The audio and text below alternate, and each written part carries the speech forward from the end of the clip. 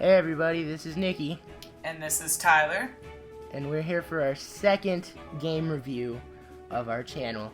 And this time it's going to be The Legend of Zelda Wind Waker HD, as I'm sure you can tell from the title.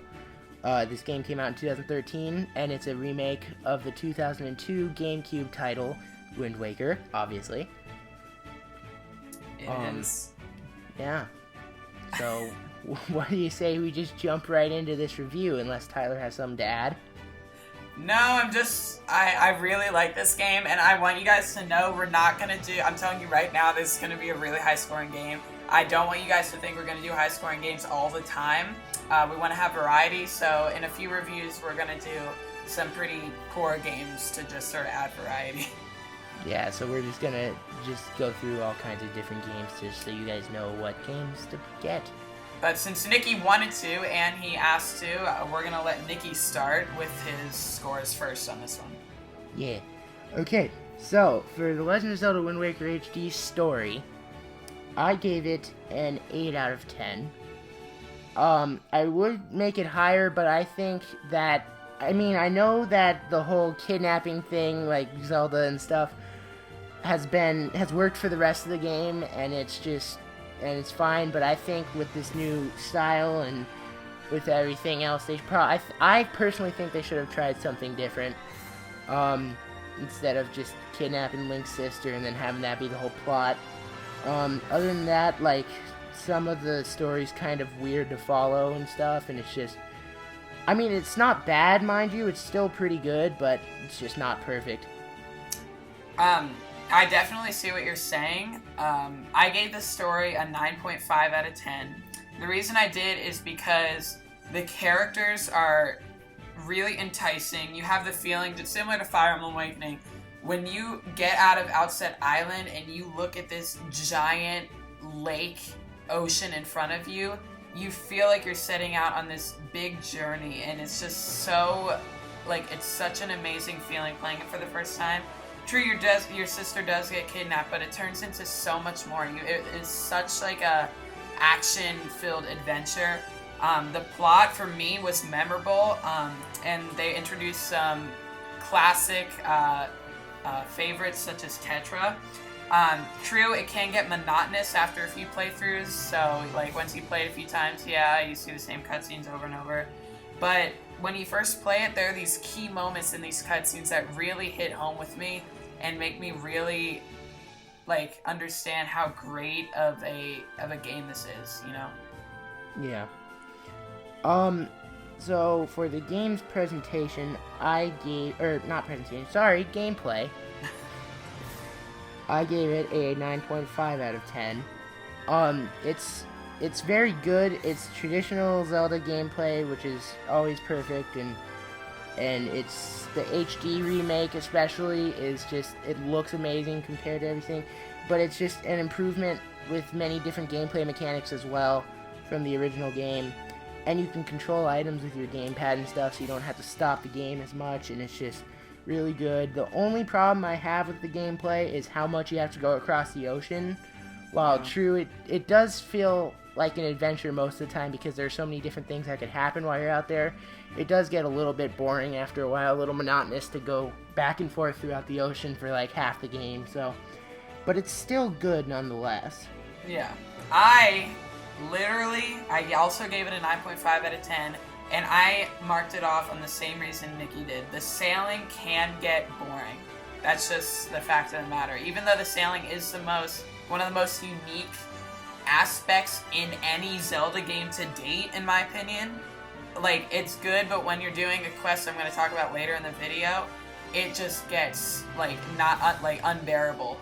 But they did improve it with the Swift Sail in the HD remake. In the original game, you had the normal sail speed the entire game, and if you had to go across the map, that was just what you had to do. You had to just sit there and go. I honestly pulled up popcorn one time I was going because I was so bored while I was waiting for it, because it just takes forever. But now that the Swift Sail's here, it does improve it a little bit, but not enough to harm or to fix the harm that it does on the gameplay. But other than that, the overworld is gigantic. There's plenty to do. The dungeons are intricate and challenging. I really like the new partner system they introduced in this game with Medley and Makar. Classic Zelda puzzles return. I really like the lock-on functionality they have. It's easy, and the combat is pretty expertly crafted. Using the Wind Waker to control the wind is pretty clever. There's a wide variety of weapons, and the gamepad works extremely well, in my opinion, with the grappling hook and the telescope, because they kind of have a first-person point of view they use. And the thing they introduced in this game were tingle bottles, which allow you to see Miiverse posts from people that are also playing the game. So it's really like you feel like you're, oh, that's a pirate that just messaged me a note in a bottle. Yeah, it's a pretty cool way to actually keep connected with all the other people that are playing the game at the same time as you, and you can see what they were doing at that point in the game and whatever they want to write at certain points in the ocean and stuff, and it's just cool. For a presentation, I gave this game a 10 out of 10, because there are different graphics than the normal Zelda game, but that's not necessarily a bad thing. With what they did to make Toon Link and all kinds of different all the cel-shaded characters and stuff, it just looks really good, especially the HD remake. In this game, the music is just amazing. Like, take Dragon Roost Island, for example.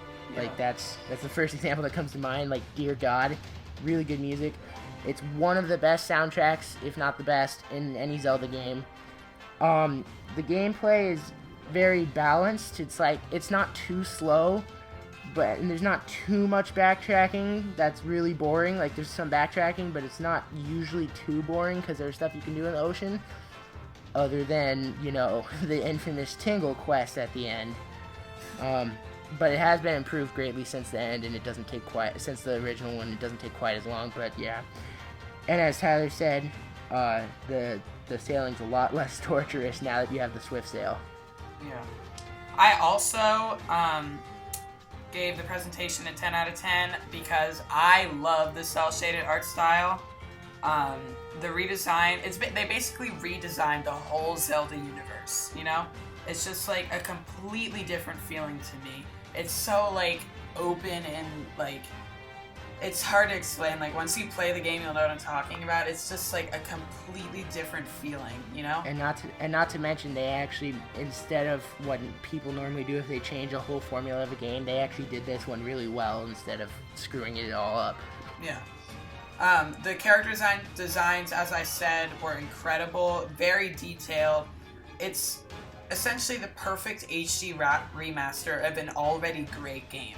And that just makes it look even more beautiful. The soundtrack, as Niki said, is gorgeous. I find myself going back and listening to it all the time. And it's no doubt the best Zelda soundtrack, at least for me.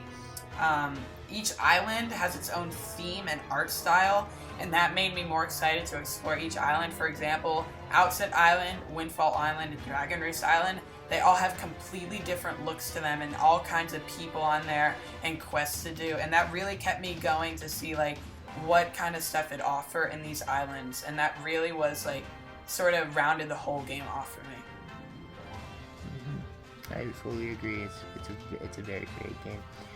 And the final category is accessibility. Up until a little while ago, I had it at a 10 out of 10, but then I realized, while, don't get me wrong, it's easy to pick up and play, and it's all great like that, but as Tyler said earlier in this video, it really doesn't have that much replay value. I mean, you could probably replay it one more time and still enjoy it, but after a while, like, if you just kept replaying it over and over again, it would eventually get really boring. Just all the sailing, it's same cutscenes, nothing changes, there's not really much you can change. So I still didn't fault it too much on that, because it's still great the first time around, and it's really easy to pick up and play just whenever you have some time to just play a little bit of Zelda. So I still gave it a 9 out of 10. And it's just, it takes a lot from the original Zelda formula, so if you're used to normal Zelda games, just other ones, then it should be pretty easy to jump right into this one. And if you're not familiar with the Zelda games, well, first of all, what's the matter with you? But second of all, if it is your first Zelda game or something, it still does a good job of keeping it pretty simple to learn all the ins and outs of the game, and learn the controls and all the item thing and item management, and it works pretty well. Yeah. Surprisingly, I also gave the accessibility a 9 out of 10. The reason I said this is because the replay value is pretty average. Unfortunately, out of the 5 3D Zeldas, this one, Ocarina of Time, Majora's Mask, Skyward Sword, and Twilight Princess, this probably does have the worst replay value out of the 5, as much as it kills me to say that. But the only reason, as Nikki said, is because there are these features of the game that it relies so heavily on that are, like, don't get me wrong, so cool the first time. But in your second playthrough, you're like, oh my god, I really have to do this again. As an Ocarina of Time, it's like, you're fighting with a sword. That never gets old, you know? It's just like with the sailing, it does get old, and that's unfortunate. Another reason I gave it a 9 out of 10 is that I fault the game's Triforce Shard section, where you have to find all the Triforce Shards. I felt like that was very unneeded. But it is a good start to the series nonetheless. It's unique enough that it's remembered, but it does stick with your classic Zelda formula. There's plenty of side quests that you can discover every playthrough. They reward you with heart pieces and new materials, such as like the joy pendants, which you can trade in for stuff. It's just one of those games that it's hard. It never gets old, but after a while it does.